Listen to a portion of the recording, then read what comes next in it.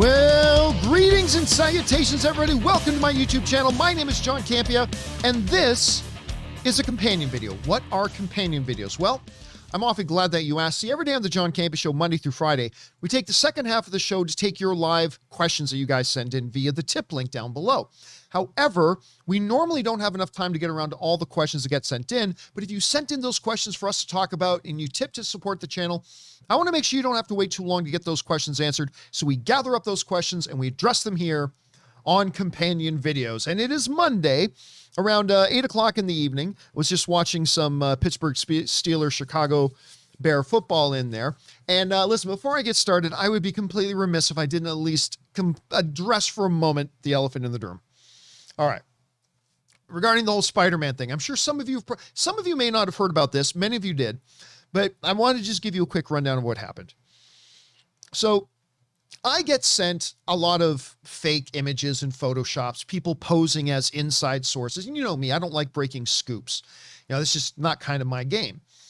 But a little while ago, just recently, I had one sent to me, right? And I shared it up on my Twitter because it was obviously Photoshop of this one here. And when I put this out, it's a great Photoshop. They did a tremendous job. You got Charlie Cox in the background, Toby and Andrew with Tom. Everything. This tweet I put out got like almost 12,000 retweets. Almost 12,000 retweets.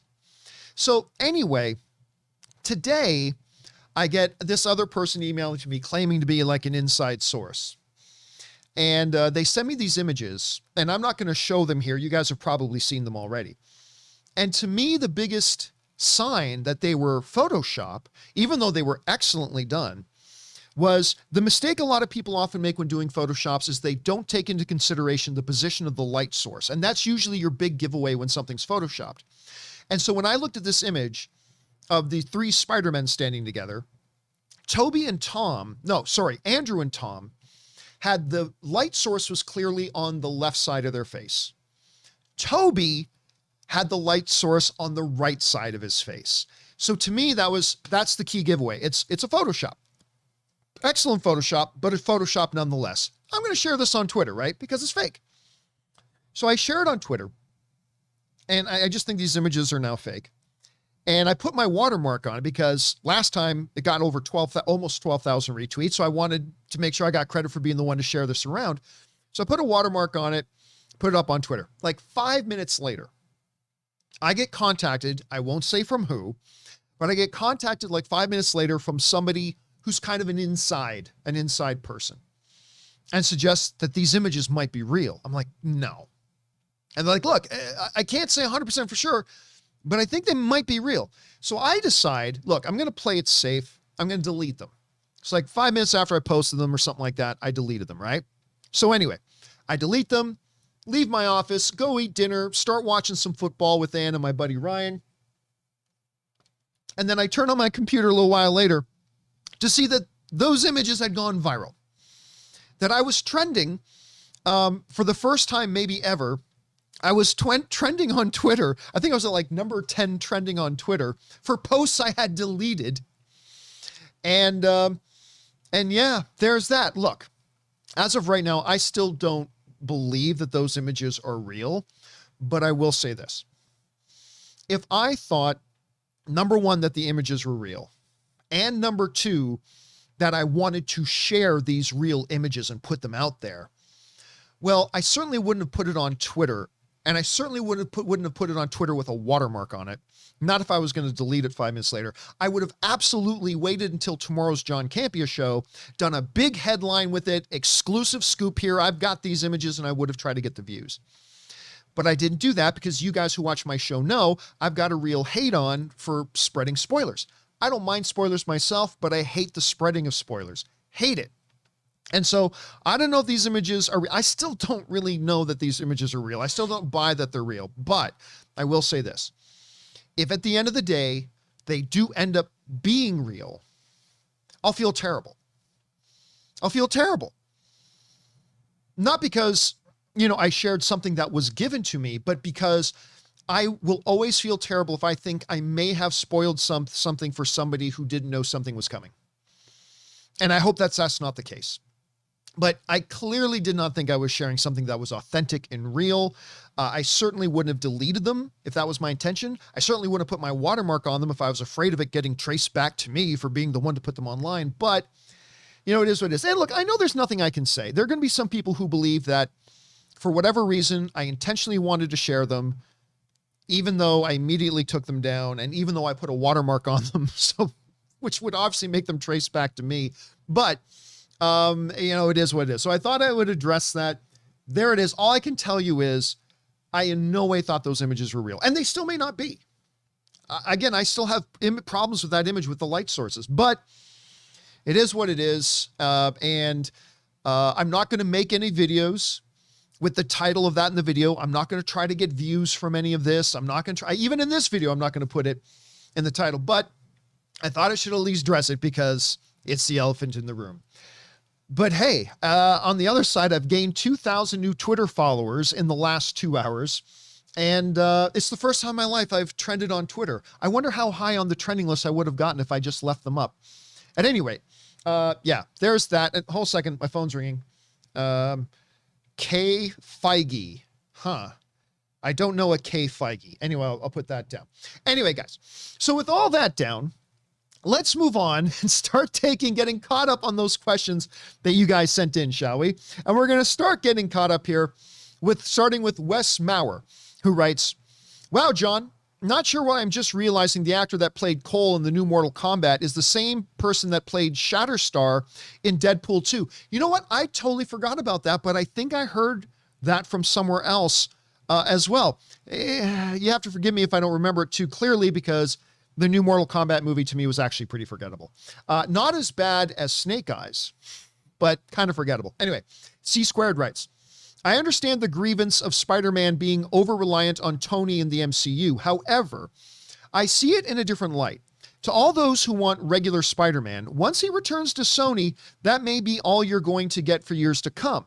This is currently the only time in cinematic history that Spider-Man can interact with other Marvel characters. Feige knows this, and he's relishing in the opportunity. It can be a bit much at times, but I'm going to enjoy it while I can. Thanks for all you do. Yeah, no, I totally get where you're coming from, C Squared, and I agree for the most part. I think the problem some people like myself have with it is not seeing Spider-Man on screen with other MCU characters, but making him feel like a child who needs his hand held. Like feeling like Spider-Man isn't cool enough, he's got to have Iron Man armor.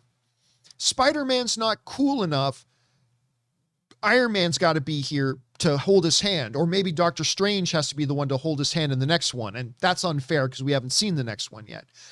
But I think that's kind of more the issue, but you're right, it is cool seeing him with other MCU characters. And by the way, even if I'm right and he does leave the MCU and go back over to Sony, which is what I think is going to happen, I still think there's a decent possibility they still have him pop up once in a while in the MCU for fun. Remember, Kevin Feige said that Spider-Man is the only character that can travel between cinematic universes, so we could see him in both. Hold on a second, my phone's ringing again. B. Chapek. I don't... B. Chapek? Is that... I don't know, Bruce Chapek? Brian Chapek? I have no idea who B. Chapek is. Anyway, all right, next up. We go over to, let's see, an anonymous viewer who writes, John, one of two. You once said that Child's Play is a dead franchise. As a fan, this really hurt because, well, it's true. The last 3 Chucky movies were lackluster at best. My 2 problems with the franchise is having one sole writer and shoddy puppetry. The show has a team of writers and, for the most part, great animatronics. It's still fun camp, but as a fan of Bride with its mixed gore and humor, this is the best installment since that.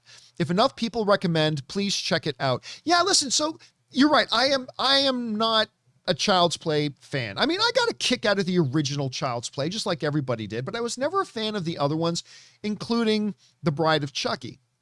Although I know a lot of people love that one. So I have had very, very little interest in the Child's Play show, but I'm actually hearing from some people that it's not bad.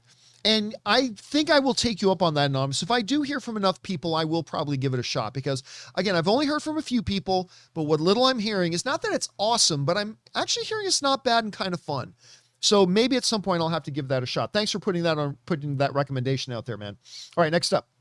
My Comic Planet writes, one of two. The cinema score for Eternals just came out, and it was only a B, which is still not terrible. Same as Batman vs. Superman. I was surprised by that, given the higher Rotten Tomatoes audience score. But forever ranking a movie with its first impression immediately after the credits roll, especially for a film like this one, that often requires time to think on, doesn't seem fair to me. For many, this movie requires repeat viewings before coming to a final verdict. Me personally, I enjoyed Eternals even more after the second watch, but that's just me. Well, I mean, I see what you're saying, My Comic Planet, because there are absolutely movies that I've watched that maybe I've had a slightly different thought on it a little while after seeing it, and maybe even evolved my opinion a little bit after seeing it a second time. I mean, never by much. I can count on one hand in 40 years of watching movies how many times it's been an extreme example, like Inglourious Bastards, which I hated the first time I watched it, and now it's my favorite Quentin Tarantino movie. Like, that's rare. Like I said, I could probably count on one hand the amount of times that's happened. But as far as, remember, the Rotten Tomatoes audience score is really only giving you a percentage of how many people liked it.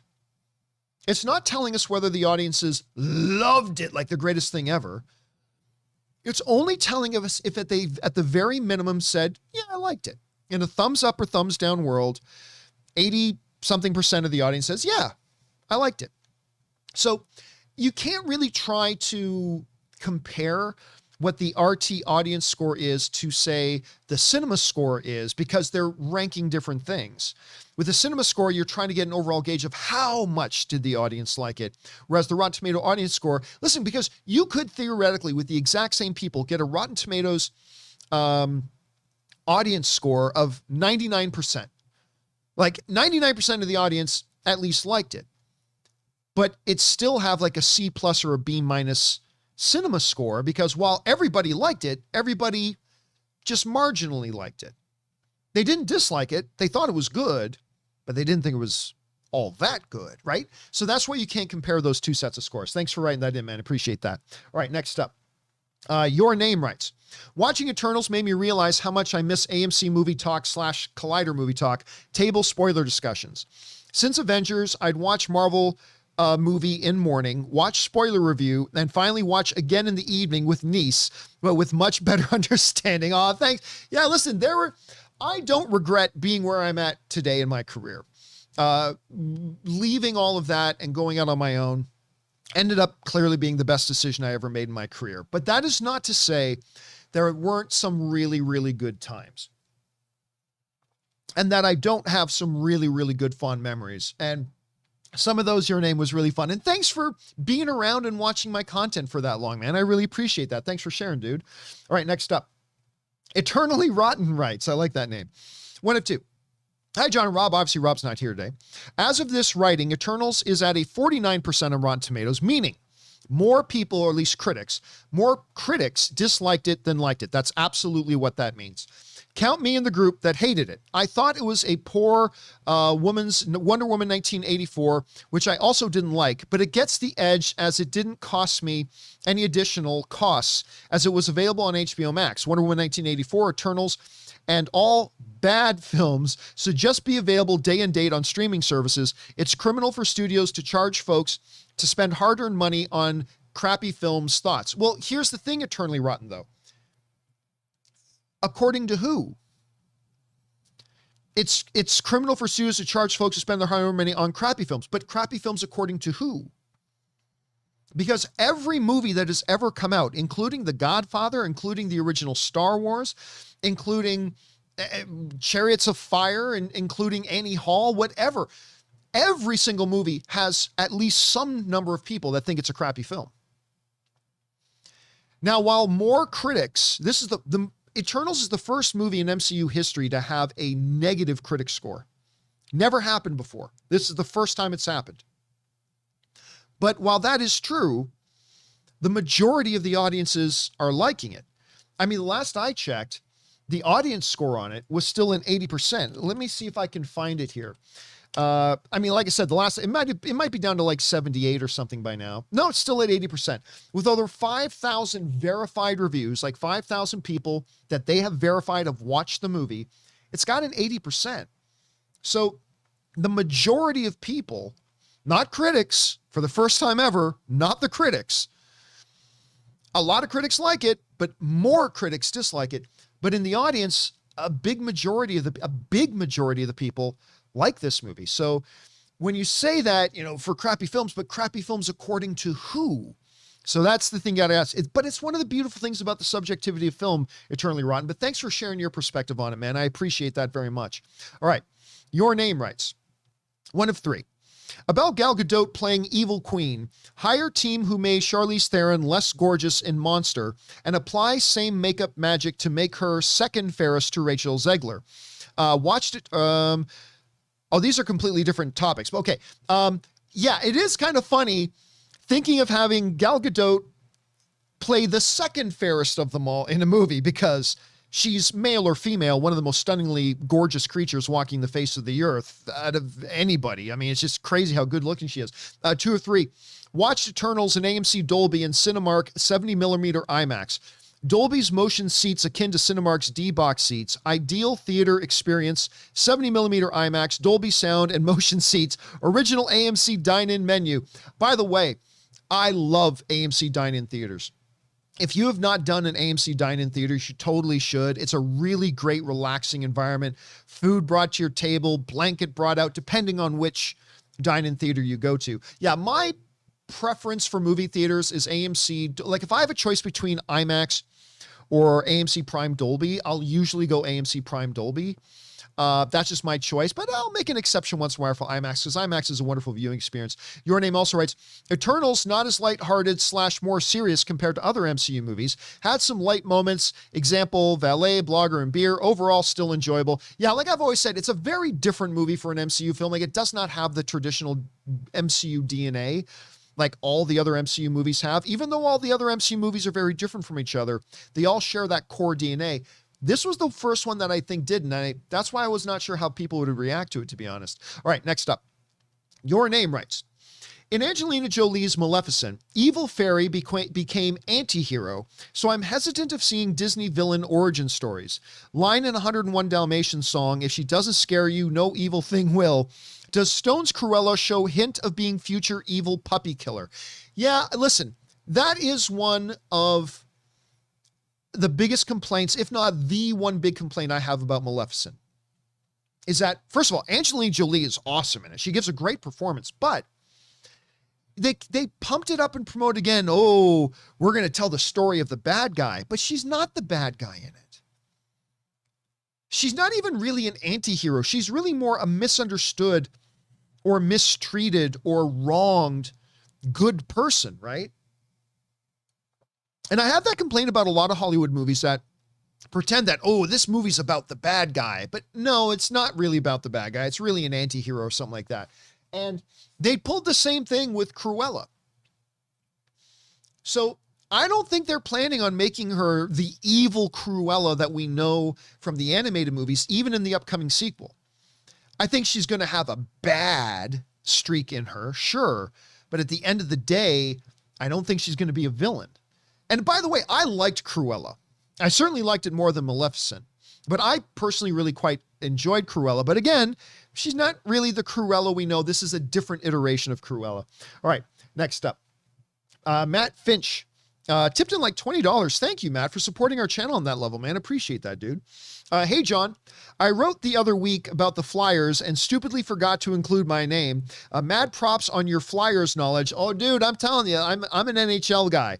And the Flyers are one of the teams that I always would watch. And, whether it's, Gap-Tooth, Bobby Clark, the hero, the Broad Street Bullies. Love those guys. Anyway, I know you're not a Resident Evil fan, correct? Any thoughts on the trailers? I really want a good movie. I'll say this. You're right. I'm not a Resident Evil fan. I'm not excited for Resident Evil Welcome to Raccoon City. But I would be lying to you if I didn't say I thought they looked at least a little fun. There's a whimsy to them, actually, which is not normally what you want to hear about an action horror movie, but It's true. There's a bit of a whimsy to it that I thought was actually pretty good. So I think I'm going to check this movie out just to see if it's at least fun. I haven't really liked the other Resident Evil movies, to be honest with you. I know they've got a very passionate following and fan base, and if you are a big fan of it, that's awesome. But we'll see if I enjoy this one. I certainly thought the trailer wasn't bad. All right, next up. Rated Row writes, "Hey, John, tech question. I love tech questions. Fire away. Been watching you and tipping since your epic rant on CW about their jobbing and nerfing of Superman." Yeah, I'm still mad about that. Love that episode. "I work remote from home and I watch your show while I work. What is that tall, beautiful monitor on your right?" Oh, well, I wish I had that camera on right now so you could see it. So yes, for those of you who don't know, and actually, you know what? I'm going to pause for a second so I can turn on that camera so you can see what I'm talking about. Okay, so I've got a 27-inch monitor over here under this camera. And then in front of me, I have a 32-inch Asus monitor. And then I just recently got another 32-inch, but this one's a Samsung QLED. I believe it's a QLED 32-inch Samsung monitor. I wanted one, and I just put it in the standing format. Like, this is just a regular 32-inch monitor. I could put it this way as well. But I shape it like this so I can keep my various windows organized a little bit better than rather stretching it out the long way. So I have to come all the way over here. So it just kind of works for me better having it like this. So yeah, a Samsung 32-inch QLED monitor. It works great for me, but any monitor like this will work for you. Just all you got to do is make sure the stand will rotate that way. Stand it up straight. Go into your Windows control if you're running Windows. You can probably do the same thing on a Mac. And just make sure it's orientated the right way and you're good to go. And I hope you find that helpful, my friend. Okay, next up, we go to Matt Finch, who writes, "Also, Midnight Mass. Come on, John, fit it in." That's what she said. "I know you and Ann are big Office fans, so what's your favorite episode? Dinner Party is a go-to for most, but Casino Night is just a perfect episode." And yes, I still haven't started watching Midnight Mass. I have heard from enough people how great it is that I am going to watch it. So once I have some time that I can squeeze together and fit it in, as you say, I will try to watch it. Dinner Party is hard to get away from. I mean, that is excellent. There's also the episode where Michael falls into the koi pond in the mall. That episode is hilarious. There's also the episode where Michael hits, why am I freezing on her name? He accidentally, the show opens with him pulling into the park. He says, "This is going to be a great day." And he accidentally hits one of the employees in accounting. I forget the, I'm forgetting the Office character's name. I can't believe it. I never freeze on an Office character's name. Anyway, there's that one. A lot of them. I love The Office. All right, next up. Matt Finch also writes, "Sorry, me again. No problem, Matt.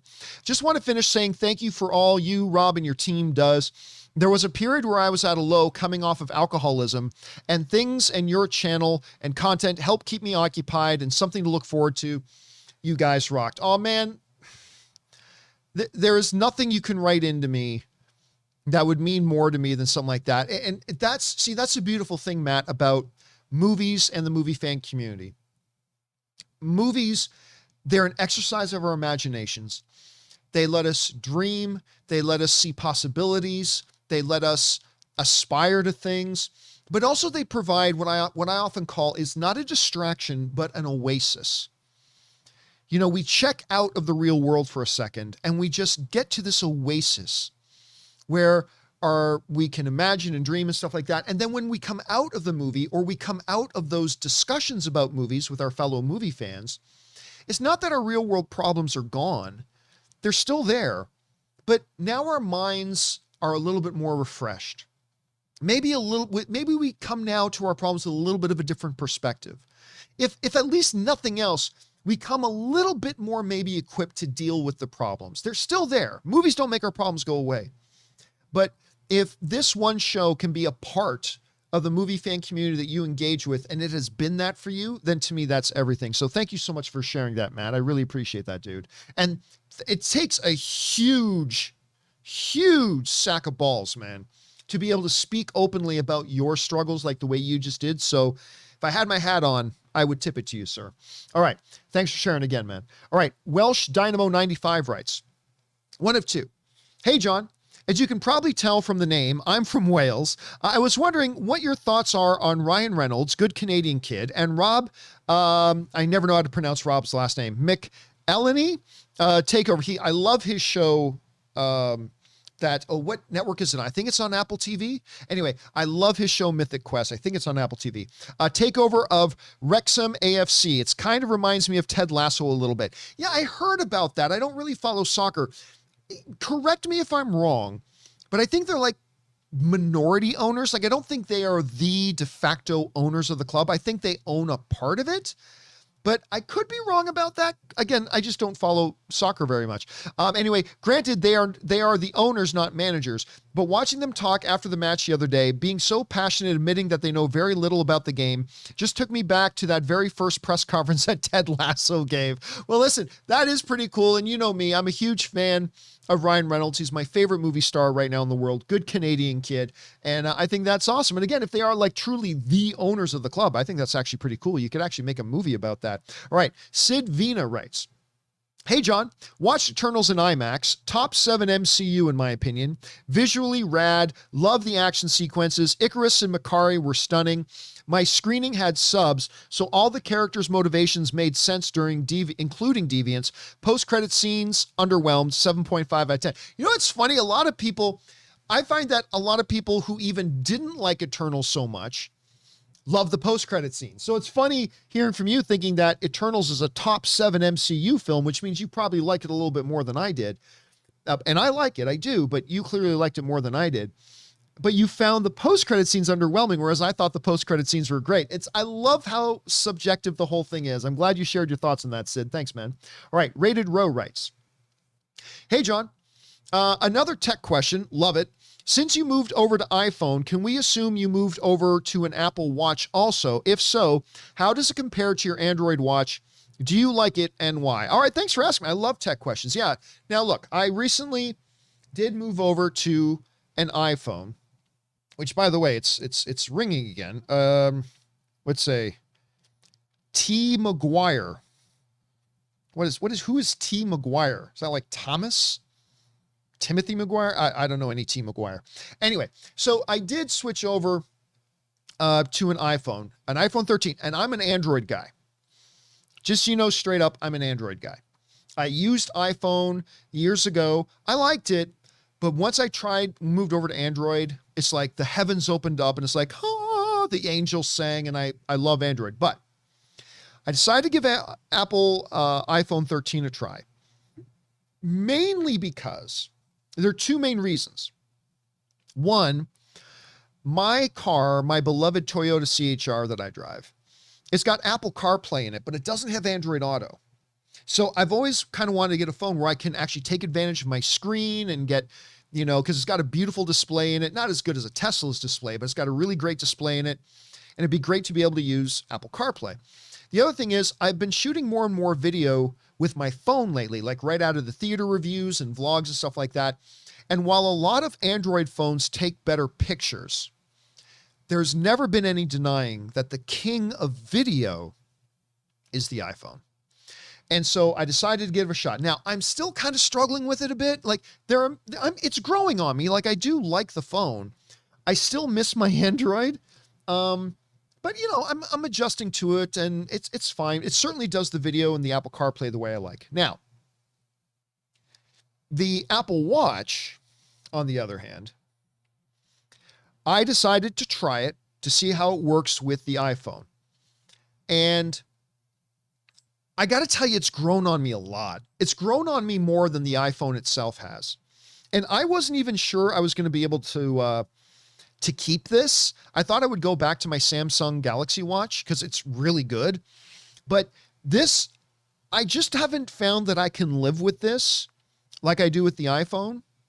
But again, it's growing on me a little bit more. This grew on me very quickly. Like after about 2 or 3 days, when I started really getting the hang of the watch, I really started to enjoy it a lot. They're too expensive. They shouldn't charge as much as they do for them. Fortunately, I get a pretty good discount because Ann works there, but I still think they're too expensive. But yeah, I actually like the watch more than I like the phone. The phone's fine. Don't get me, I'm not complaining about the phone. The phone's fine. It certainly does video excellent. It's doing everything I wanted it to do as far as video goes. It's great. But yeah, if I could only keep one, I'd keep the watch. It's actually grown on me quite a bit. Thanks for asking, Rated Row. All right, next up. An anonymous viewer writes, went to see Eternals. As they were playing the trailer, all I could think about was your rant from the other day. Then Nicole Kidman appeared and I completely lost it. I like the movie a lot. Makari is my favorite. I love Makari in that movie. And I still couldn't believe how many people viewed. I had some people asking for me to segment out that Nicole Kidman rant. And I love Nicole Kidman. That Nicole Kidman AMC ad rant and put it up. So I did. I segmented it out. I put it up as its own standalone video. I thought it'd get like 5,000 or 6,000 views. It's got over 40,000 views on it. So thanks for sharing that, man. And yes, I love Makari as well. All right. Sid Vina writes, hey, John, cool CGI and action scenes aside, laying out motives of 10 unknown Eternals is praiseworthy. Hope the MCU makes more such films and not revert back to dumb third acts like in Black Widow. Eternals top 7 MCU in my opinion. Shocked Fast 9 has a higher Rotten Tomatoes score. Hey, it is what it is. That's the beauty of subjectivity of film. But no, really, when you think about it, Eternals has 10 main characters. What Chloe Zhao was able to do with that many characters, the fact that she gave them all depth and gave them all personality and gave them all their own quirks, and 3 very unique sets of relationships, you know, whether you're talking about Icarus and Cersei, or you're talking about Gilgamesh and Thena, or my favorite Druig and Makari, the fact that Chloe Zhao was able to do all of that in one movie. Some people think there's 4 main characters in the movie. It's like, that's too many characters. They had like 10 and did a great job. I thought they did a great job with that. All right. Suthius writes, we have talked about Bloodsport many times. You are next. We have talked about Bloodsport many times on the show. I believe a majority of us love it. Not sure about y'all, but I came across a teaser trailer for Bloodsport Redux, apparently coming out next year. I couldn't find an official synopsis though. Yeah, I think I remember something. We might have even talked about that on the show a while ago. But man, that original Bloodsport with, remember Bolo Young? Bolo Young, I remember, who played the bad guy in the film. Bolo Young had the most ridiculously disproportionate pecs of, at the time, as a young John Campea, had ever at that time seen on a screen. Like Bolo Young, his chest was just massive. And I just remember that and watching him and Jean-Claude fighting at the end. I love Bloodsport. Love it. By the way, a younger pre-Oscar Forrest Whitaker is in that movie as well. All right, next up. Wiry Black writes, hey, John, as Thanos wiped half of all life for 5 years, thereby depriving Celestials of food. All right, you know what?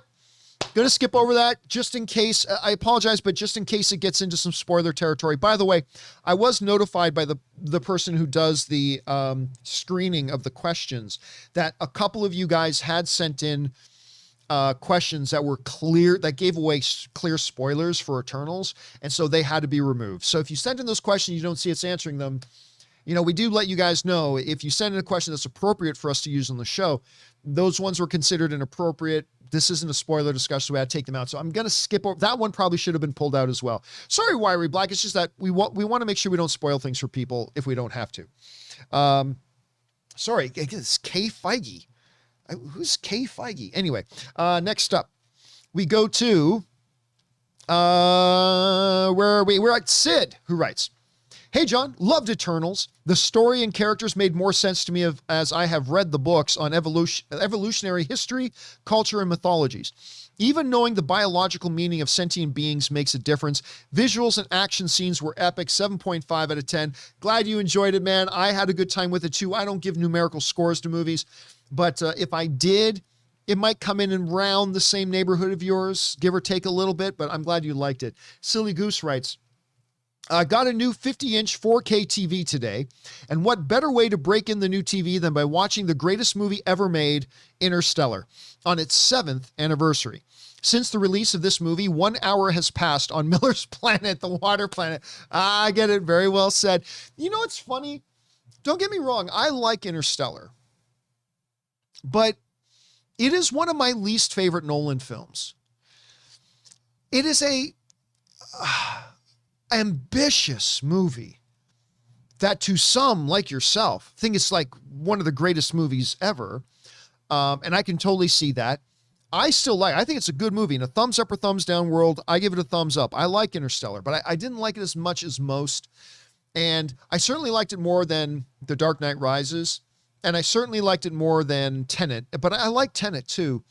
But yeah, not on the upper half of my favorite Nolan films, but I'm glad you like it that much, man. And yes, it's visually beautiful. Great movie to break in your new TV with. All right. Jamie writes, hey, John, have you seen Netflix's new series Arcane based on the popular MOBA game League of Legends? It's visually stunning with a dark and gritty style. With 3 episodes aired so far, I am hooked and craving more. What are your thoughts? Thanks, John and crew. Yeah, I watched the first 3 episodes. Gotta say, I like it. I had somebody else write in saying it's easily the best show on Netflix now. I don't agree with that, but it's good. The world building is actually quite impressive. The mythologies they build into it are really good, but most importantly, I like the core characters. The core characters work. The action is great. The animation style is really solid. You could kind of see where it was going near the end of the 3rd episode. She's not my sister anymore. I mean, yeah, but still, I thought it was quite good, and I'm looking forward to seeing the next 3 episodes. I like it.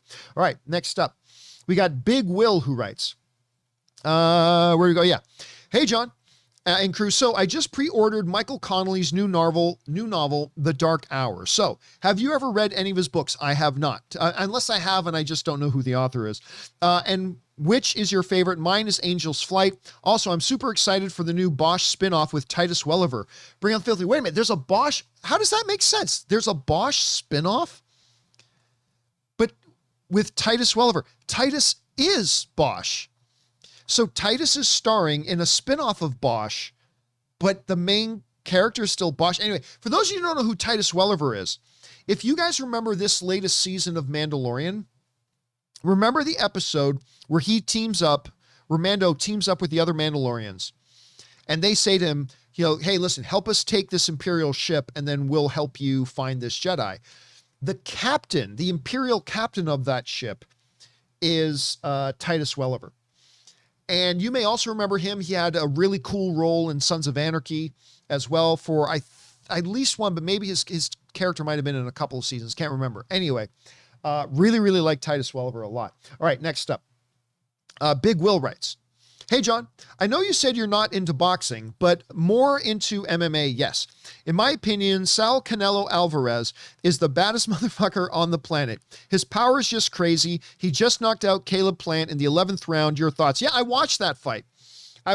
Me and Ann and Dennis and a few other guys we know, we were at a bar in Hollywood, right down on Hollywood Boulevard. And they had the UFC up and the Canelo fight up. And fortunately, the Canelo fight ended before the main event in the UFC, and Canelo looked great. But no boxer is the baddest motherfucker on the planet. Yes, if Canelo were to get into a fight with, say, Kamaru Usman, where the rules were you can only punch with your fists and you had to put on these pillows on your hands, then yes, I'm just pushing buttons. I'm just putting push. Don't get mad. I'm just pushing buttons. Then yeah, Canelo would win. But if you want to call yourself the baddest motherfucker on the planet, you get in a cage where all systems of combat are available to you. Usman would not just knock him out, but put him out of the ring in a stretcher within about 45 seconds. Usman would land one leg kick, grab his arm, break his ankle, choke him out, whatever. The other thing is, Canelo was great in that fight. He was awesome. I personally thought he lost both fights to Triple G. He easily lost the first fight. Them calling that first fight a draw was nonsense. Triple G clearly won that fight. Admittedly, the second fight was much closer, but I still think Triple G won the second fight. I know there's difference of opinion over that one, but there's no difference of opinion over the first fight. Triple G beat him. So as long as Triple G's out there, although he's getting older now, Triple G, but I don't know. But listen, he looked great. He is absolutely a fantastic boxer. Full credit to him for that. All right, next up. Let's see. Big Will writes, Hey, John. So I just finished watching season 1 of Heels and fell in love with it. The one thing I cringed at was when one of the characters suffered a major injury, and a month later, the character was fine. I'm like, what the fuck? Did you notice it too? And bring on the filthy. I still haven't watched Heels. Now, Heels, if for those of you who don't know, is a show about the world of professional wrestling. And it stars Stephen Amell from the Green Arrow. And I'm a big fan of Stephen Amell. I think the dude's great. So I am definitely going to check it out, but Ann and I haven't had a chance to watch it yet. There's a big long list of shows me and Ann want to watch, including Midnight Mass, that we have not gotten around to, but Heels is absolutely one that we will. So I will check it out soon, man. I'll check it out soon. All right, next up. Willow writes, have you seen the epic rap battle of Thanos versus Oppenheimer? I found their content not only very entertaining, but also well-researched and informative about their subjects. They do. The epic rap battle guys do a great job with them. I have not seen the Thanos versus Oppenheimer one, though. I didn't even know that one existed. Let me rephrase. They made it sound like I watch every single one they do. I haven't, but I've seen a number of their installments, and they always do a great job. They totally do. I have not seen that one, but I might have to at this point. All right, thanks for that, Willow. Next up, Nosferatu writes, end credits scene for Ant-Man 3. Ant-Man is in the Pixar universe, and he helps Flick and his ant colony fight grasshoppers by stepping on Hopper. He all of a sudden wakes up with the TV still on and tells Luis about the awesome dream he had. Yeah, I don't think so. But by the way, can I just mention, it was about maybe 2 years ago. It's been a long time since I watched, what is the name of that one? It's not Ant Story. It's something else. What is the name? A Bug's Life. That's what it's called. It's been a while, a long time since I've watched Bug's Life. And then I can't remember what brought it about, but I ended up watching it about 2 years ago. I forgot how completely delightful that movie is. I really, really like Bug's Life a lot. Anyway, thanks for sharing that, Nosferatu. All right, the other Jonathan writes, just finished watching Externals. You probably mean Eternals. Went in with a clean slate, and I enjoyed it. Had some action, had some laughs too. Personally, I liked it more than Shang-Chi. If I'm honest, yes, it was big in scope, but that didn't lose me one bit. Solid 8 out of 10 for me. That's awesome, man. I'm glad you enjoyed it that much. I mean, obviously, to me, Shang-Chi, I'll just say, is a much better film. Like, I thought Shang-Chi is easily the best MCU film of the year. I put it at the very top shelf, probably in the top 5 MCU movies ever made. But I liked Eternals, and I'm glad you liked it that much, man. I'm glad you had a good time. All right. Shuvo Good Canadian Kid writes, Eternals on IMAX was great. Controversial, but I thought it was the best MCU movie this year, despite being flawed. Well, hey, that's 2 in a row that thought it was even better than Shang-Chi. Black Widow was dog shit, and Shang-Chi was a B+. It made me think about the movie the day after. That's the sign of a great movie to me personally. You're right. When there's a movie you watch and you wake up the next day finding yourself still thinking about it, that's a really good sign that that movie made an impact on you.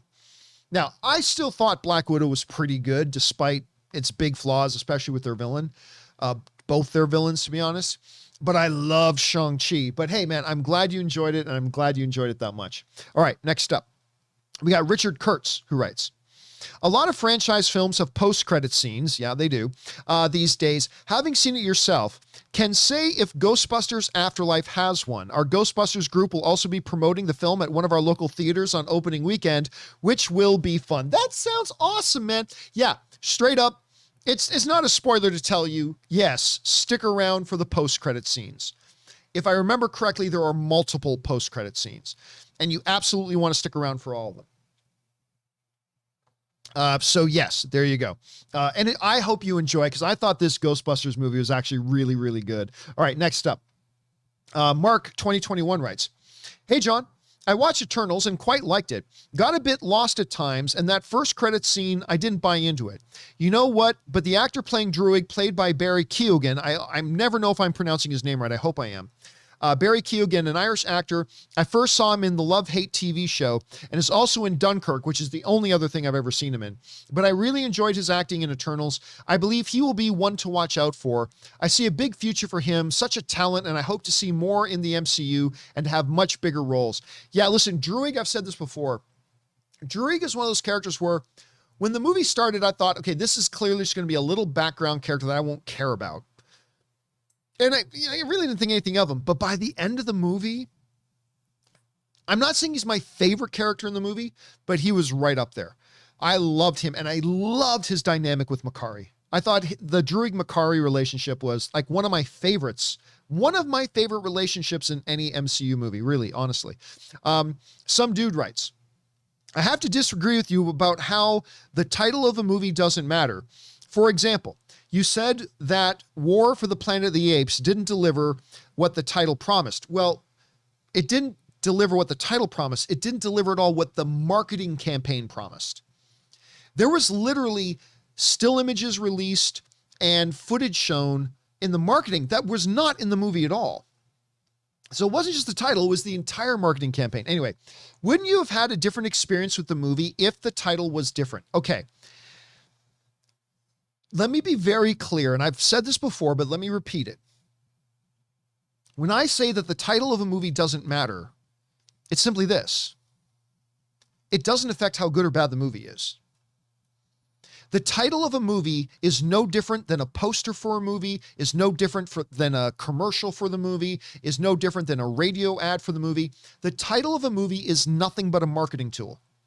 That's all the title of a movie is. If you watched a movie and didn't know the title and said, I don't know how I feel about that movie. What's the name of it? And then they tell you the name of the movie. That changes everything. I love this movie now. Or, you hear the title of the movie, go, well, I thought maybe I liked it, but no, I don't like this movie. No. The title of a movie has no impact on how good or bad the movie is. The radio ad for a movie has no impact on how good or bad the movie is. The movie is either good or it's bad or it's somewhere in between. The title of the movie has nothing. The acting does, the cinematography does, the direction does, the writing does, the costume design does, the lighting does. All that stuff has an impact on how good or bad the movie is. The title of the movie does not. The title lives outside of the movie. So that's what I mean now. Yeah, can it, like any other piece of marketing, affect your expectations going to the film? Sure. But as far as the pure experience of the movie itself, the title has no impact on it. Absolutely none. So that's what I mean by that, some dude. That's what I mean. All right, next up. Hutch writes, as someone who usually doesn't find MCU humor, I found it misplaced in Eternals. Let me try that again. As somebody who usually doesn't mind MCU humor, I found it misplaced in Eternals. It was all hilarious, but I think the serious moments would have been far better if they weren't joking about it. Bollywood guy was amazing, but I wish he wasn't around as much. See, I completely disagree. I think one of the great things about the MCU movies is they know how to get that balance. They don't want all dark and heavy all the time. They know how to, Kevin Feige and his filmmakers know how to bring a good balance. Things, you want heaviness, but as soon as things start to get a little bit too heavy and it starts weighing the movie down, boom, introduce some levity, introduce a joke, have the audience laugh, right? And then when something heavy happens again, it has more impact. If you're just heavy, then the next heavy thing that happens on screen won't have the same impact. Whereas if you mix it up, you have some heavy, then some laughter, then some heavy, then some laughter, and then some heavy, the heavy will have more of an impact because you've got that balance. You've got something to contrast it against. So I personally, Hutch, for me, I thought the humor worked great. And Kumail Nanjiani's Kingo, I thought and his valet, Karun, I think his name was Karun. Anyway, I thought they worked beautifully. I mean, but that's just your experience was a little bit different than mine, and your experience is no less valid than mine. But that was kind of my experience with it. All right, next up. Faith in Films writes, I've heard people describe Chloe Zhao as Marvel's Zack Snyder, saying the future of the MCU is in jeopardy after Eternals. Do you agree? No, absolutely not. Is the MCU future in jeopardy because of the Eternals? Is the fan base divided? The fan base is not divided. Now, like any movie, not everybody likes it. But that's true of any movie. Even Avengers Endgame, you're going to find people who don't like Endgame. As hard as it is to believe, but it's true. Listen, the majority, a solid majority, a big majority of the fans like Eternals. Actually, I just reloaded the page. It's now at 81%. So it actually went up 1% since the beginning of me recording this video. So yeah, the fans are not divided. This is not, listen, one film, even if Eternal sucked, and it doesn't, but even if it did, that would make by my estimation, out of 26 films, that would make the win-loss record of Marvel 23-3. You would be laughed out of the room in any sports conversation if a team that was 23-2 then lost one more game to make them 23-3. You would be laughed out of the room if you suggested, well, this points to the downfall of this sports team because now they're 23-3. You'd be laughed out of the room. So no, the vast, big majority of fans like this movie, maybe not as much as Shang-Chi or like it as much as Avengers Infinity War or like it as much as Civil War, but they like it. So no, and most importantly, Kevin Feige likes it. And so that says more than anything else. All right, Sean writes, I took my family to the movie and we loved it. Really enjoyed the Druig character. I assume you're talking about Eternals again. Druig was a big favorite of mine too. Absolutely loved him and his relationship with Makari. All right, Caleb writes, hey, John, watched Eternals last Friday. Nice. Overall, I liked it, though I felt like the editing and pacing was just a bit off, particularly with switching between past and present. I really like the way they switch between past and present. Anyway, regardless, I really like the characters and want to see more. Phastos forever. Phastos was great. I especially loved him when you got into the third act. That's when Phastos really started to shine because he doesn't get a lot of attention in the first two acts. It's when you get into the third act that he gets more attention. I love that. I agree with you, though. Sometimes the pacing had some issues. I agree with you on that one. I think there were times, like, I don't feel like the movie was too long or anything like that. And they often corrected themselves, but there are times in the movie where I felt like maybe a different transition, or if they added a different type of scene here or there, it just would have added a better flow to certain aspects of the film. You know what I'm saying? So I agree with you on that point, Caleb. All right, next up. Cincinnati's 5-star barber writes, I haven't heard from you in a bit, Cincinnati's 5-star barber. Just so you don't know, for those of you who don't know, Cincinnati's 5-star barber is actually the barber in Cincinnati. I believe he mentioned he's the official barber for the Cincinnati Bengals. But at any rate, with so many awesome movies like Shang-Chi, Dune, Matrix Resurrections, No Way Home, and Ghostbusters Afterlife that continue to come out, aside from the meh Eternals. Oh, somebody else who didn't like Eternals. I've been thoroughly enjoying my favorite time of the year, fall. But as busy as it's been for me, I'm still watching every day, and now I'm back, LOL. And I must say a huge welcome to the Hot Toys Club for you, Mr. Campea. Infinity Captain America is a great first edition, bro. And if you guys do ever get to Cincinnati, by the way, Captain America, the Captain America Infinity War, actually, I'm going to pause this for a second just so I can grab him. Yeah, I got him. So this is my newest hot toy. This is the first hot toy I've bought in years. And there he is in there. You can't see him now in the plastic, but the face sculpt on this is a gorgeous, gorgeous figure. This is not my first hot toy. It is my first hot toy in years. Like, I've gone a lot of years without buying another one because they're so damn expensive, but I do now own 5. So it's not my first one. It is now my 5th one. Just the first one I've probably bought in like 3 or 4 years. Anyway, if you guys ever do get to Cincy, in addition to great haircuts and a Bengals win, hopefully, I would love to show you my Hot Toys collection. It's like a mini museum of awesomeness. Anyway, I wanted to ask you 2 movie extraordinaires, and obviously it's just me today, a seemingly new question to the show. And by the way, Cincinnati's 5-star Bengal, Cincinnati's 5-star barber, please send me pictures of your collection. Just send them to me at john@thejohncampeashow.com. I would love to see it. So send that over to me. All right. As I was watching one of my childhood and all-time favorites the other day, I realized that there are a few movies that I love that each and every time make me tear up, or a tad bit more than that. They get me every time. So my question to you guys is, do you have any movies that bring out the sensitive male in you, LOL? Yes, I do. I have 3 in particular, at any rate. My list of I cry every time movies are: number 1, E.T., nice. Between the heartfelt goodbye and the iconic John Williams music. Since the age of 8 in 1982, I straight up lose it every time. Number 2, The Color Purple. Oh, I love The Color Purple. I haven't watched that one in a long time. When Celie sees her sister again and meets her kids, along with the touching Quincy Jones song Reunion, once again, I lose it every single time. Number 7, or part 7. Antoine Fisher, another good movie. When he meets his whole family at the end, it's Niagara Falls for me, brah. LOL. Number 4, big My wife Anne's all-time number one favorite movie is the movie Big. Shout out to Anne, LOL. Oh, my childhood in one movie clip. Between my love for the game of baseball and for my dad, number 7, Father of the Bride. Have a daughter. I love Father of the Bride. Have a daughter and you'll know. Number 8, Forrest Gump, one of Anne's other all-time favorite movies because it's got Tom Hanks. When that feather takes off, you already know. And 9, Return of the King, Friendship and Goodbyes. After an incredible and tumultuous journey. So John and Rob, and obviously Rob's not here today.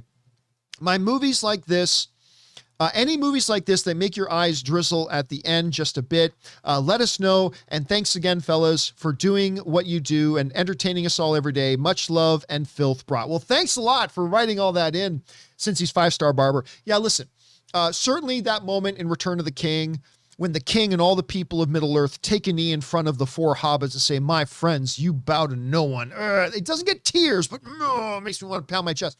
The 3 movies, and very, very few movies can actually get tears out, like literally tears, not just my eyes watering up a little bit, but tears.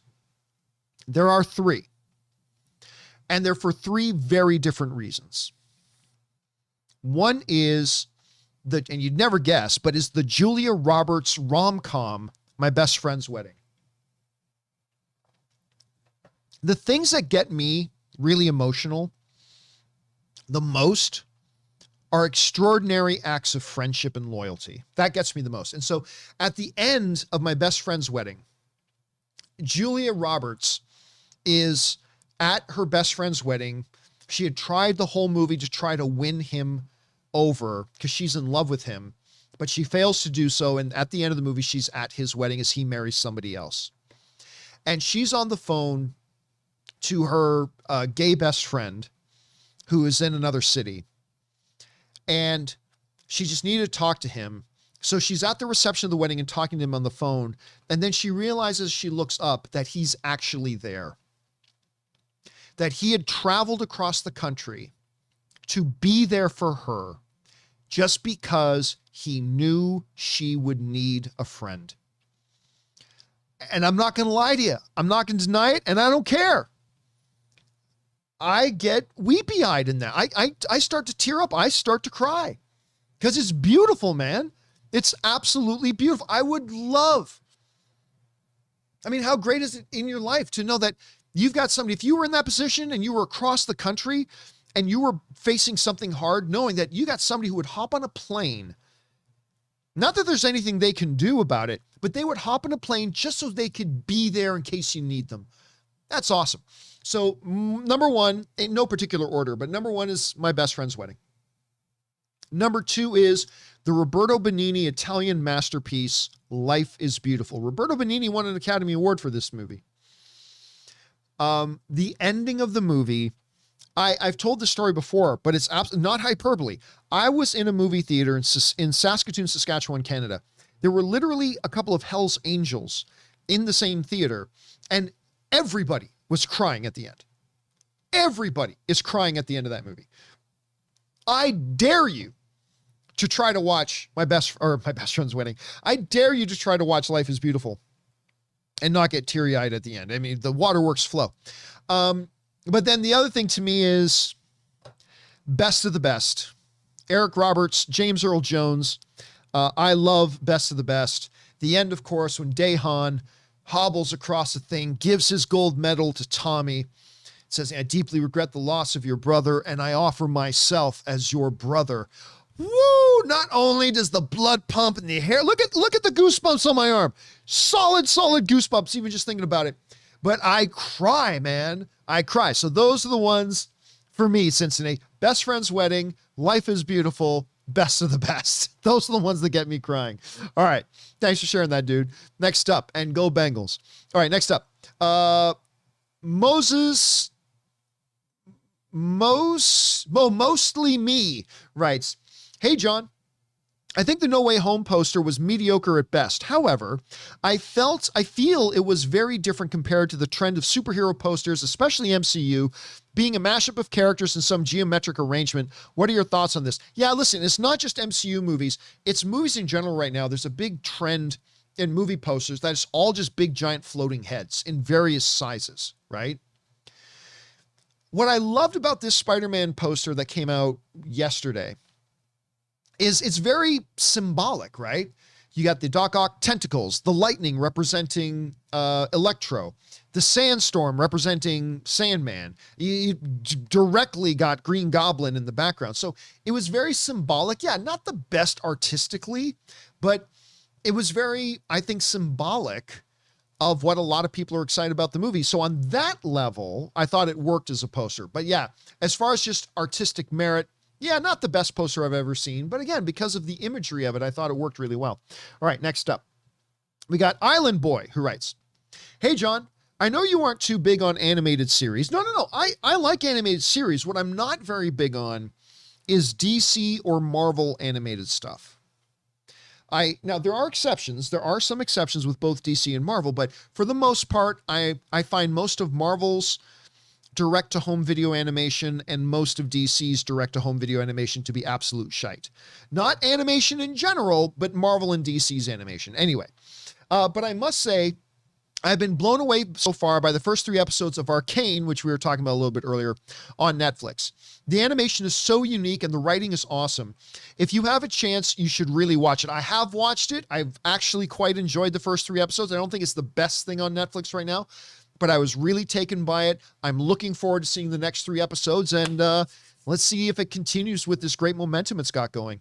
BK Dan writes, "John, unlike you, as a person who sees 4 to 8 movies a year, not the Critic number of 30, well, for critics, it's really closer to 200 or 300, but anyway, trust and put more weight in People's Choice Awards, because they represent the true average person, not the 1,000 who are critics and the 7,000 who are true movie pros." I mean, here's the problem with that, BK. Here's the problem. If you would have no business voting on the MVP of the NBA, of the National Basketball Association, if you've only ever seen this year, if you only ever saw 6 players play, if you only saw 6 players play, you have no business voting on MVP because you haven't seen 90% of the players, or more than 90%. But you know what I'm saying? If you haven't seen all those other players, you have no place voting for MVP that year. You shouldn't. Because there are probably 50 other guys who are better than the 6 or 7 you saw play. Now, just because you've only seen 6 play, that doesn't mean at all that the 6 you saw gives you, you could vote. Like, if you want to take a vote as, out of those 6 movies you saw, what do you think was the best out of those 6? That's fine. But if you're voting on Player of the Year, you should have seen all the players play that year. If you're voting on Movie of the Year, then if there's like 300 eligible films, you have no business voting on it if you didn't see 295 of them. I don't expect you to have seen every last one of all 300. But yeah, if you've only seen 6 or 7, you can have your opinion as to what your favorite movie of the year is. That's fine. But no, if you did not see Life is Beautiful, if you did not see Return of the King, if you did not see Inglourious Bastards, if you did not see Wall-E, if you did not see The English Patient, if you did not see The King's Speech, if you didn't see these clear frontrunner movies in their respective years, if you didn't even see them, you shouldn't get to cast a vote. So I'm not saying that the average film fan doesn't have a legitimate basis to have an opinion about the films they see. All I'm saying is you have no business voting in what was the best film of the year out of the 300 eligible films if all you've seen are 5 or 6 of them. That I don't think you should have business having a vote in. So yes, I completely stand by that. Because if the only 6 movies you saw this year are Thunder Force, Fast 9, whatever 5 or 6 other tripe movies are, and you've never actually seen the good ones. Now, look, I'm not saying that the average film fan's opinion of a movie are not as valid as a film critic's opinion of a movie. That's not what I'm saying at all. But I'm saying if you give me two average people and one person has seen all 300 films this year and another average film fan has seen 6, the person who you should listen to most is the one that saw all 300 because they actually have seen the film. So that's kind of what I think about that, BK. Anyway, thanks for sharing your thoughts on it. All right. Jesse writes, you had a video about AMC showing AMC ads. That was the Nicole Kidman one. Yes. In my opinion, they do this because most casual moviegoers just go to whatever theater their friends just pick or any other theater nearby. The ad is supposed to make people want to come back to an AMC that aren't brand loyal. See, I would agree with you, Jesse, if for a couple of things. Number one, I maybe could agree with you if there wasn't already several ads at play that are AMC centric. Like, besides the Nicole Kidman AMC ad that plays when I go to my AMC Riverside here, there's always an ad for AMC Theaters celebrating 100 years of being in the theaters. Woo! And hey, being a company that stays in business for a century is something worth celebrating. Hats off. But there's that. Then there's another AMC spot showing all the AMC soda machines and the AMC popcorn and, get your snacks. And hey, if you're not an AMC A-list member yet, go and see a crew member afterwards about getting credit for this one, for the blah, blah, AMC, AMC, AMC, AMC. And then after all of those AMC spots, then they play another AMC commercial with Nicole Kidman. Now look, you want people to come back to your theater? Give them a good experience in your theater. Make sure the seats are comfy. Make sure the picture is bright. Make sure the sound is good. And hell, maybe start your movie on time. Maybe instead of making them wait around for 30 minutes after the scheduled start time of a movie to actually start your movie, maybe don't play that extra commercial and just get to the movie. Because I'll tell you what, if you don't have good concessions and you don't have comfy seats and the projection isn't very good, you can put the best commercial in the world on the screen. That's not going to make the people come back. So again, I would agree with you if it wasn't for those two things. Number one, that they already do tons of AMC promo already. And number two, the ad isn't what's going to get you to develop brand loyalty. A good experience is what's going to make you have brand loyalty. At least that's my take on it at any rate. But thanks for sharing your perspective on that, Jesse. Appreciate that, man. All right, next up. Tom Gillard writes, got a chance to see Red Notice in theaters. I still haven't watched Red Notice. I'm not hearing good things about it, and that hurts me because I love Dwayne "The Rock" Johnson and Ryan Reynolds. Anyway, I feel weird about it. On one hand, it's a bad movie, but I'd be lying if I said I wasn't also entertained. I don't know how I can feel both things at once. Yeah, you know what the funny thing is? A lot of people ask and say, well, there's a difference between liking a movie and it being a good movie. And I used to say that too. I said that for a long time. There's a difference between whether you enjoyed a movie and whether or not the movie's good. But as I'm getting older, I don't know that I believe that anymore. Is there a difference between you enjoying a movie and it being a good movie? Now, a lot of you right now are getting your backs up going, whoa, of course there is, John. Of course there's a difference. And I used to be one of you. I used to think that for a long time. But again, as I'm getting older, I'm starting to realize, what are movies? A movie is an experiential event. A movie is not a mathematical equation. A movie is not a logic puzzle. Movies are experiential events. Whether that experience is laughter or horror or thrills or ponderance or whatever, movies are meant to deliver an experience. And if a movie is done in such a way that hits you as an individual, it hits you the right way and gives you an experience that you walked out having enjoyed, whether that was enjoying an experience of thrills or an experience of fear or an experience of wonder or amazement or of whatever. Isn't that the goal of a movie? Isn't that the goal of The Godfather and Avengers Endgame? Isn't that the goal of My Favorite Year and Ant-Man? Isn't that the goal of 40-year-old virgin and, I don't know, Basic Instinct. Isn't the goal of a movie to deliver an experience? And so I'm not so sure anymore that I think there's a difference between a movie you enjoy and a good movie. I think if a movie hit you in such a way and gave you an experience that you enjoyed it, then the movie did its job for you. Maybe it won't for some other people. That's the subjectivity of film.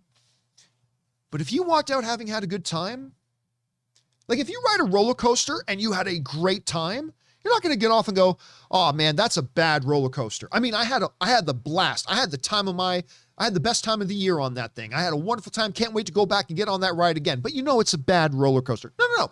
If you go on a roller coaster and you have this incredible experience, then for you, that's a great roller coaster. That's a great roller coaster for you. So yeah, it's just funny how we start to interpret things differently as we get a little bit older. But anyway, thanks for sharing your thoughts on that, man. All right, next up, Tom Gillard also writes, I'm not sure if this has been brought up, but think about this. In the finale of WandaVision, from the point of view of the townsfolk, Agatha is the hero. As far as they know, Wanda had trapped them, and Agatha is responsible for freeing them. Thoughts? It's all about perspective. You know what? I've never thought about that. But it's all about perspective. And maybe if you do look at it from the perspective of the townsfolk, maybe Agatha is the hero all along. That's actually not a bad thought. I'm going to have to, next time I watch WandaVision, I'll try to keep that in mind when I watch it. All right. Ryan Lohner writes, I'm having a blast seeing all these articles that were clearly pre-written, expecting Eternals to flop. And now they have to try to explain why the numbers are still somehow bad news for Marvel. Yeah, look, once people start establishing their own narrative for a movie, they will do whatever they need to do to bend reality to try to make it look like their narrative still stands.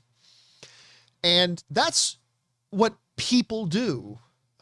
I think that's a human trait. I don't think there's anybody who can just point our fingers to and say, well, they did it and they did it and they do it. Well, to be honest, I think most people do it sometimes. I think everybody does that sometimes. Whether it's regarding movies or relationships or other things entirely.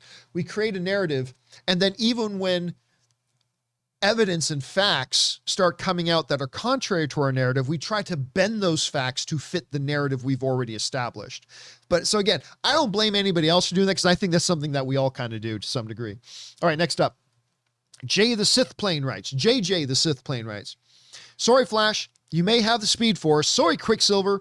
Sorry for any other speedster we have seen, but Makari will fuck you up. I put that in my Twitter. Yeah, man, listen, and I put up a tweet about this. Let me see if I can find it here. I put up a tweet about this the other day about Makari. Yeah, there it is. So I put this up online. I said, just side note, because I was talking earlier about the relationship between Druig and Makari, like being one of my favorite relationships in movies, in comic book movies. But I said, side note, holy shit, do not fuck with Makari. Best speedster I've seen in film, and I really like the Flash and Quicksilver. I do. I really like Ezra Miller's Flash. I really like both Quicksilvers we've seen on screen, especially the one in X-Men Days of Future Past. I really love that Quicksilver. But Makari is now my favorite speedster in movies. Makari's it. I mean, I especially like the way they demonstrate and show her power in the movie. They didn't make her fall back to that other trope that the other speedsters have in their movies where everything else is slowed down, slow motion. Like with her, just everything's always boom, top speed, go, go, go, go. And then when she fights Icarus, woo, shit, I probably shouldn't have said that. Ah, fuck, that slipped out. That was completely unintentional. I'm sorry about that. But at any rate, she's awesome. I love Makari. I really, really do. All right. Now, next up, let's see. Tribal Chief writes, after hearing you say that The Harder They Fall was the worst film of the year, my first thought was, I know film's subjective, but JC saw Tom and Jerry Spiral. Did John see Tom and Jerry Spiral, Space Jam, Snake Eyes, Fast 9, Hitman's Wife's Bodyguard, Malignant, Tomorrow War. I didn't mind Tomorrow War, to be honest with you. And Halloween Kills, right? Yep. Now, listen. This is one of those situations where like 90% of the time, my opinion of a movie generally goes with what most people think. Like if most people generally dislike a movie, I find I usually dislike it too. But every once in a while, all of us have an opinion about a movie in particular that is vastly different from the majority of people. Whether we like something that most people disliked or we dislike something that most people liked, most people are really liking The Harder They Fall. I'll bring this up again. The Harder They Fall. Both the audience and the critic scores are great. The critic score on The Harder They Fall is 86%. The audience score is 93%. These are incredibly good numbers. Incredibly good numbers. But this is one of those situations where I find myself in complete disagreement with the majority. I thought this is the worst. If Thunder Force did not come out this year, it's the worst movie of the year. I really feel that way. Again, all of us have these. All of us have a movie that everybody likes that we don't, or that everybody hates that we like. We all have them, and every once in a while it comes up. That's mine for this year, is The Harder They Fall, which is really too bad because I love the trailers. I think it's got one of the best casts of the year. Like, that cast is stacked with massive, massive talent. But I just thought the movie was terrible. But that's just me. That's just me. We've all got these movies. This one happens to be mine. All right. Let's see here. Bird Hop writes, you mentioned on the Eternal spoiler discussion that you had no knowledge of Harry Styles. You should really watch the extended version of his Adore You music video. It's a mini movie with plot and character development in a style similar to Amelie. Well, I don't know that any music video, no matter how long played out it is going to convince me of anybody's acting ability. And by the way, I'm not saying I believe he was in Dunkirk. I'm not saying that he can't act. I'm not saying that, but I'm just saying that I don't think watching a performance in a music video will probably change my mind about that. But who knows? Maybe I'm being close-minded about that. All right. An anonymous viewer writes, thoughts on Eternals opening weekend box office, good or bad? How do you think it'll do overall, given the B Cinema score? Will it end up being enough for Disney? Listen, considering, like Shang-Chi, that these are characters that nobody had heard of, that none of the average movie-going audience has ever heard of, brand new in a cinematic universe that is accustomed to having known characters. Shang-Chi came out and made 75, Eternals came out and made 71.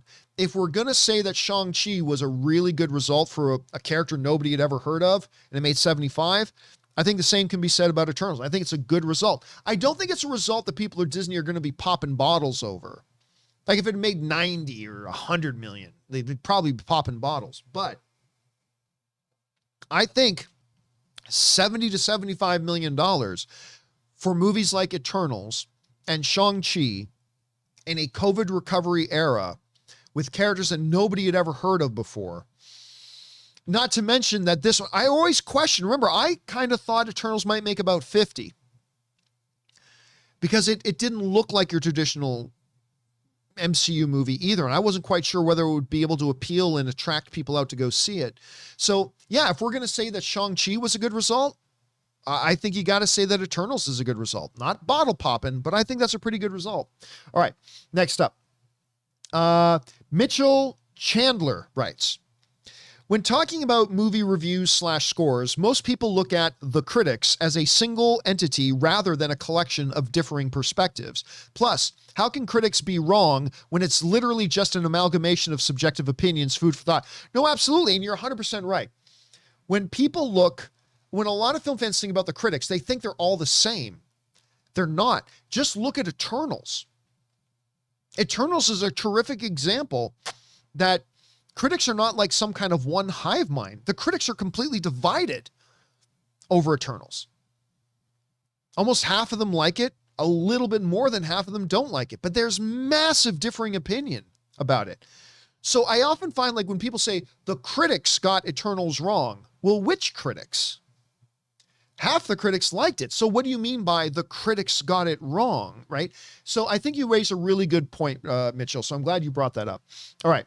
Next up and last one of the day, and then we're all caught up. Brandon K. Avery writes, hello, John and crew.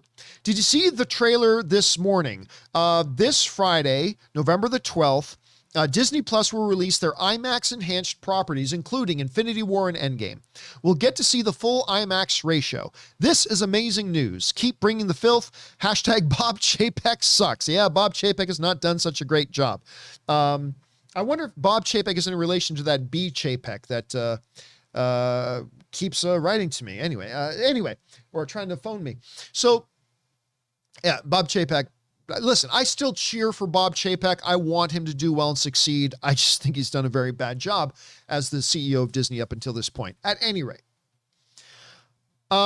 Yeah, but I don't know if that's a very big deal. Like, you're not going to get the IMAX resolution. Like, you're not getting an IMAX experience. Like they're talking about, oh, it's a slightly different aspect ratio. It's a slightly different aspect ratio. I honestly don't see what the big deal is. It's like, instead of it being like this, it's going to be like this. Woo, this changes everything. I don't think so. It's not giving you the IMAX experience. Hell, there are people who don't even consider the majority of IMAX theaters as legitimate IMAX because they're not the full 70 millimeter IMAX theaters. Of course, those are much smaller number as opposed to what a lot of people call LIMAX, which is like still a very big screen, but not the true IMAX screen. A lot of people go, that's not even real IMAX. That's not even real IMAX. What do you think trying to watch it at home on your TV is going to be? It is not the IMAX experience. It's a gimmick. It's a slightly different aspect ratio. It's going to give you a little bit more of the of image going on the left and the right, but it's not, to me, it's not that big of a deal to me, but I'm sure there are some people out there that are going to be really, really excited about it. And who knows, we'll see how it goes.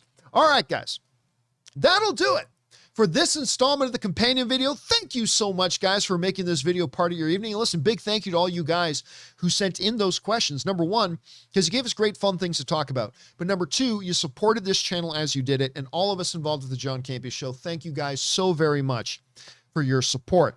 Now, if you had sent in a show near the end of the John Campea Show earlier today or after the end of the John Campea Show earlier today, don't worry, we're going to get to your questions on tomorrow's episode of the John Campea Show. We hope to see you guys there for that. All right, guys, that'll do it for me for now. Remember to do the four main things. Stay smart, stay safe, take care of yourselves, and please take care of the people around you. That'll do it for me, guys. My name's John Campea, and until next time, my friends, bye-bye.